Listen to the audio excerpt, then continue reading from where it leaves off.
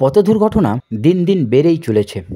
সমাজ সচেতনতার অভাবে না সাধারণ মানুষের নির্বুদ্ধিতার কারণে পথ দুর্ঘটনা বাড়ছে সেটা বলাই বড় কঠিন।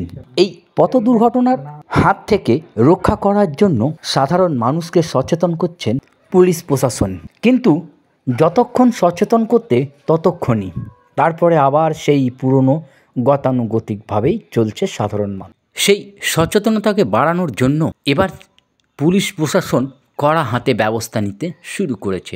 বোলপুর জামমুনি বাস স্ট্যান্ডের কাছে মোটরসাইকেল আরোহীদেরকে আটকাচ্ছেন প্রশাসন। যাদের আটকাচ্ছেন তাদের মাথাতে হেলমেট নেই, কারো আবার গাড়ির ঠিক মতন কাগজপত্রও নেই। সেই বিষয়ে কড়া হাতে পদক্ষেপ নিচ্ছেন। ট্রাফিকের ওসি জানান, এখনও পর্যন্ত প্রায় 100টার ওপরে মোটরসাইকেল আরোহীকে আটকানো হয়, তাদের মাথায় হেলমেট নেই।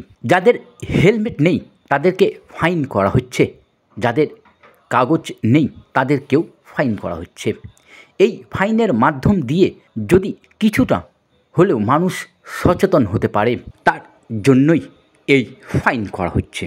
আমরা বারবার প্রচার করে আসছি সেফ ড্রাইভ সেফ লাইফ, কিন্তু যতক্ষণ হতে ততক্ষণই, তারপরে সাধারণ মানুষ যেমনকার তেমনি সেই গতানুগতিকভাবেই চলতে থাকে। সেই জন্যই এই কড়া পদক্ষেপ নেওয়া হয় মাঝে মধ্যেই। তবে এই ধরনের পদক্ষেপকে সাধুবাদ জানানো উচিত, যাতে নিজেদের সুরক্ষার জন্য হেলমেট পরেন।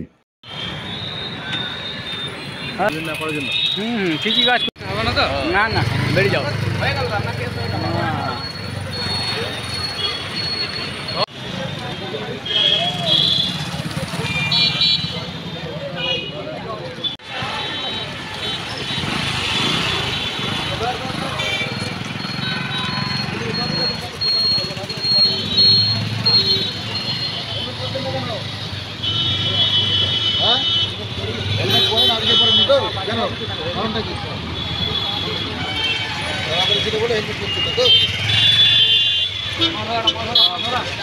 ছেলেগুলো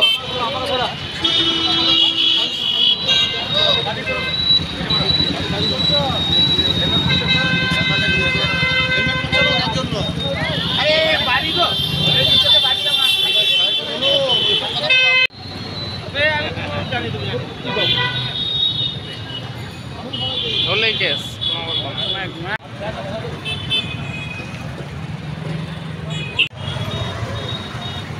হ্যাঁ হ্যাঁ এইটাই